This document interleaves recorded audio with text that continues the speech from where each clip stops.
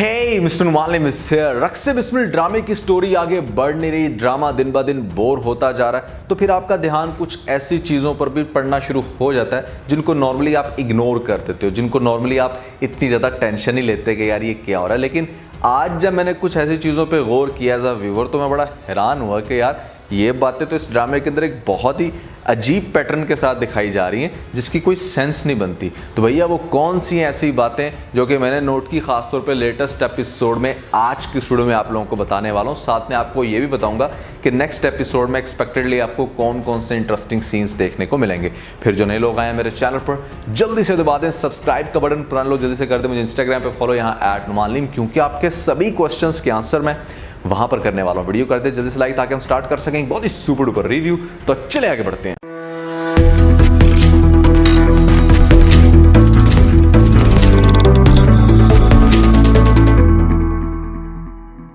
तो बात करते हैं हम यहाँ पर सबसे पहले अजीब बातों की, और ये बात जो सबसे पहले नंबर पे मैं करने जा रहा हूँ ये कुछ ज़्यादा ही अजीब है कि मतलब मैं बड़ा हैरान हुआ ये चीज़ नोट करके। आपको याद होगा कि जोहरा ने तकरीबन पिछले 1.5 महीने से कपड़े ही चेंज नहीं किए।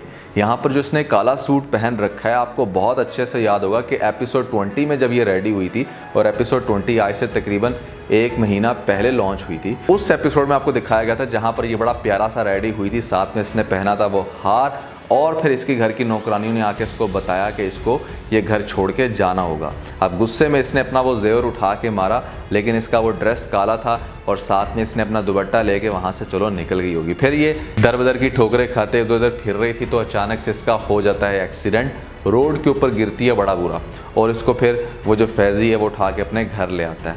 कई दिन तक आपको दिखाया जाता है कि जोहरा वहाँ उसके घर में ही बेहोश पड़ी रहती है सेम ड्रेस में। चलो मेक सेंस कि भैया घर से वो निकली थी तो कब ड्रेस चेंज करती। उसके बाद आपको दिखाया जाता है कि ये फैज़ी के घर में इतना टाइम स्पेंड करती है, वहाँ पर भी इसका कोई ड्रेस नहीं चेंज किया जाता। और उसके बाद आपको दिखाया जाता है कि फाइनली आती है दरबार में, वहाँ पर भी जाकर ये गिरती है बड़ा बुरा। ऐसे में 2 दफ़ा गिर चुकी है, रोड पे कपड़े अच्छे खासे गंदे हो जाने चाहिए, यहाँ पर हालत भी होनी चाहिए, मतलब कहीं ना कहीं से कपड़े फट भी जाने चाहिए। आप एक ही ड्रेस को इतने लंबे अरसे तक वेयर नहीं कर सकते। अच्छा, फिर क्या दिखाया जाता है कि वो जो मौलाना साहब है हमारे पास, जो पीर साहब, पीर कुदरतुल्लाह, वो इसको ले आते हैं अपने घर। अब ऐसे में सबसे पहले आपको एक ऐसा कैरेक्टर दिखाया जा रहा है जिसने तकरीबन पिछले 1 महीने से कपड़े ही चेंज नहीं किए। तो सबसे पहला काम तो ये बनता है कि आप उसके कपड़ों की हालत को बहुत ही बुरी दिखाते, और जो भी कैरेक्टर उसके पास आ रहा है वो सबसे पहले से कहता है कि जाके नहाते, जाके कपड़े चेंज कर। मज़े की बात यह है कि अब जब फाइनली इस घर में रह रही है, पीरनी के घर में अच्छे तरीके से, जहाँ पे इसको बहुत ही अच्छा सा बेड भी मिला हुआ है, इनफैक्ट एक पूरा कमरा मिला हुआ है, तो क्या इर्द गिर्द के लोगों को नहीं चाहिए कि इसके कपड़े चेंज करवाएं? वो सकीना से कहती है तुम्हें देख के ना तुमसे दोस्ती करने को दिल करता है। वो बंदा पूछे तनु ओदे को बो नहीं आंदी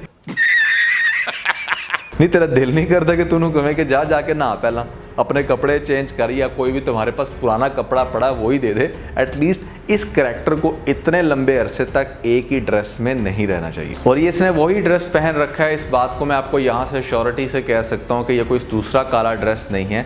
अगर आप इसके बटन्स पे गौर करो तो एपिसोड 21 के अंदर इसने यही ड्रेस पहना था, जहाँ पर आप देख सकते हो वो जो 3 बटन है साथ में उसका वो जो डिज़ाइन है, सेम डिज़ाइन आपको देखने को मिलता है लेटेस्ट एपिसोड में, कि दैट मीन्स के वाकई कैरेक्टर ने इतने लंबे अरसे से ड्रेस चेंज नहीं किया। जोहरा को पूरे ड्रामे में ज़्यादातर जोहरा के नाम से ही बुलाया जाता है। यहाँ पर वो जो अन्ना जी हैं वो उसे जोरा कह के बुलाती थी, दैट मीन्स के इसका नाम ज़्यादा जोहरा ही फेमस है, बेशक इसका एक्चुअल नाम ज़रीन हो। अब जब ये आती है पीर कुदरतुल्लाह के पास तो यहाँ पर अपना नाम ज़रीन बताती है, और ये नाम नया नाम था पीरनी के लिए, that's why she said in the last episode कि तुम यहाँ पर ज़रीन बन के आई हो तो ज़रीन बन के ही रहोगी। तो ज़रीन इज़ काइंड ऑफ कि अगर इसका ये एक्चुअल नेम है भी तो ये कोई बहुत ज़्यादा नाउन नेम नहीं है, यानी कि बहुत सारे कैरेक्टर्स को जानते नहीं हैं। ख़ासतौर पे जो घर वाली फैमिली के लोग होते हैं वो तो बिल्कुल भी एक्चुअल नेम से नहीं बुला रहे होते अगर कोई दूसरा नेम काफ़ी ज़्यादा फेमस हो जाए। तो जब इसकी सिस्टर को दिखाया जाता है इस एपिसोड में आते हुए, जैसे ही वो देखती है तो वो ज़रीन क्यों कहेगी, उसको तो जोहरा कहना चाहिए ना। आपने देखा कि जैसे ही वो उसको देखती है फ़ौरन से कहती है ज़रीन तुम। Wait a minute.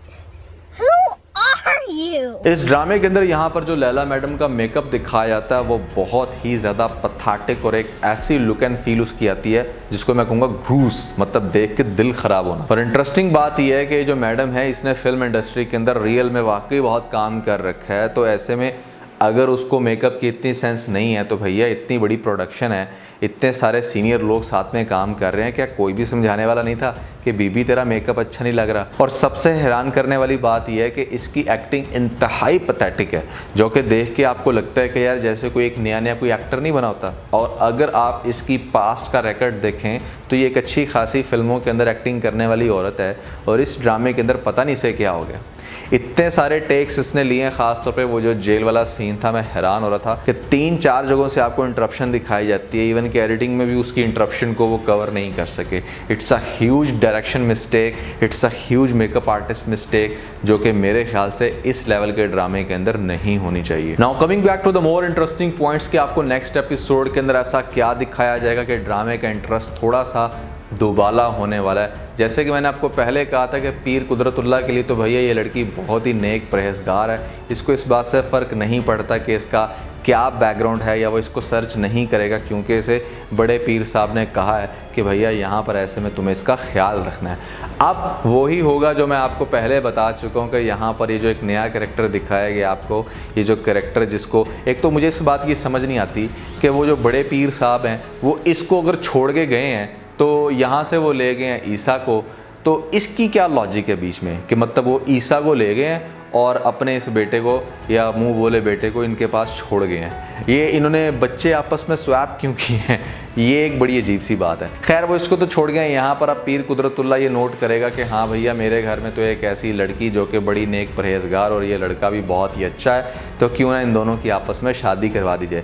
और ये इस बात का हिंट है कि आपको लेटेस्ट एपिसोड में इसको ये कहते हुए दिखाया गया कि तुम्हारे लिए कोई अच्छी लड़की ढूंढते हैं। दैट मीन्स कि तुम्हारे लिए उसी लड़की को मैं गले डालता हूँ जो मेरे घर पे है, बस मुझे थोड़ा सा सोचने का टाइम दो। ये एक आपको ना ढूंढने वाला जो वर्ड होता है ना, ये आपको एक हिंट दिया जाता है कि हाँ मैं ज़रा कोई ऐसा पेचा लगाने लगा हूँ। तो शरियार को आपको नेक्स्ट एपिसोड में दिखाया जाएगा सेठ साहब के पास। यहाँ पर उस बेचारे की सारी दौलत चली गई है, स्पेशली जो मिली थी उसे अपने घर वालों की तरफ से, वो बीवी भी ले गई, जोहरा भी चली गई। अब बेचारा जाएगा सेठ साहब के पास कि ऐसे में रख लो मुझे नौकरी। कुछ इस तरह का सीन आपको दिखाया जाए तो शायद मेरे ख्याल से ज़्यादा इंटरेस्टिंग होगा।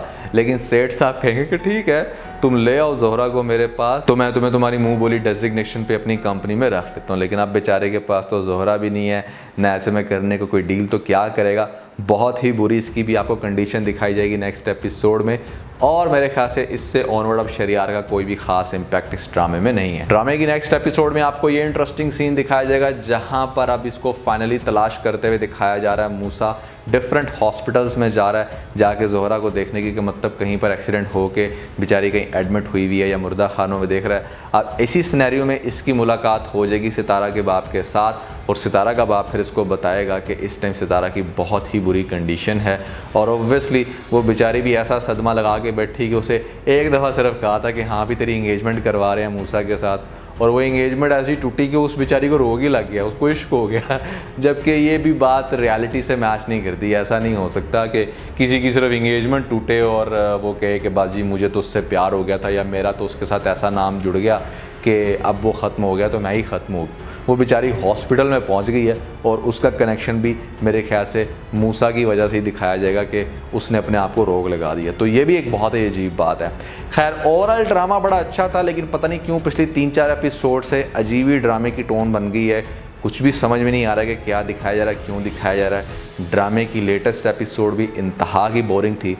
लेकिन आपको कैसी लगी, आपने इस ड्रामे को एंजॉय किया या नहीं, ज़रूर बताइएगा नीचे मुझे कमेंट सेक्शन में। तो दोस्तों आप लोगों के लिए मेरे पास एक बहुत ही गुड न्यूज़। यहाँ पर बहुत सारे लोग मुझे रिक्वेस्ट कर रहे थे कि इश्क है ड्रामा, जो कि लेटेस्ट ड्रामा है हमारे पास मिनाल का, साथ में भैया हमें देखने को मिलते हैं दानिश तैमूर। दोनों का ये जो एक जोड़ दिखाया गया ना इस ड्रामे के अंदर, ये एक बहुत ही आग लगा देने वाला जोड़ है, क्योंकि दोनों कहीं ना कहीं इसी लेवल के ड्रामे करते रहे हैं, जलाने वाले या एक बड़े एक्सट्रीम लेवल के विलन के रोल प्ले करते रहे हैं। तो थोड़ा सा मसाला टाइप ये लोग ड्रामास पे काम करते हैं। अब दोनों मसालों को जब एक ही ड्रामे के अंदर डाल दिया जाएगा तो फिर सोचें कि वो ड्रामा कितना स्पाइसी हो सकता है। बहुत ही ज़्यादा मज़ा आया था मुझे पहली एपिसोड देखने का। मैंने आप लोगों को बताई है उस ड्रामे की कंप्लीट स्टोरी, जो कि एक्सपेक्टेडली आप कह सकते हो कि 70 to 80% आपको उस ड्रामे के अंदर वही कुछ दिखाया जाएगा। अगर आपने मेरा वो रिव्यू नहीं देखा जो कि काफ़ी हिट हो गया, बहुत सारे लोग उसको एडमायर कर रहे हैं, तो ऊपर आप लोगों को लिंक मिल जाएगा।